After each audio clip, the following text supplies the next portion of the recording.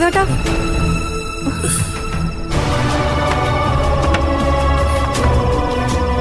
എന്താ സേതോട്ടാ മുഖമല്ലായിരിക്കുന്നെ? ഞാൻ ആ വസ്തു വേണ്ടെന്ന് പറഞ്ഞവരെ പറ്റി ആലോചിക്കുമായിരുന്നു. അവന്മാരെന്ത് പണിയായി കാണിച്ചത്? നാളെ അവന്മാരിങ്ങ് വരട്ടെ, രണ്ട് വർത്താനം പറയണം. സേതോട്ടാ, സേതോട്ടൻ എന്തിനാ ആവശ്യമില്ലാത്ത പ്രശ്നത്തിനൊക്കെ പോകുന്നേ? അതൊക്കെ നോക്കാൻ ഇവിടെ അമ്മയും ഭാവനയൊക്കെ ഉണ്ടല്ലോ.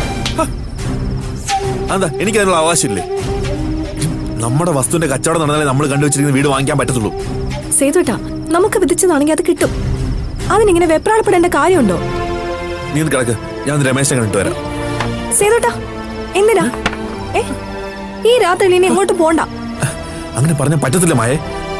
നാളെ രാവിലെ അവന്മാരിങ്ങ് വരും. അതിനു മുമ്പ് വേറെ ആരെങ്കിലും കണ്ടുപിടിച്ച് അമ്മയുടെ വസ്തുവിന്റെ കച്ചവടം ഉറപ്പിക്കണം.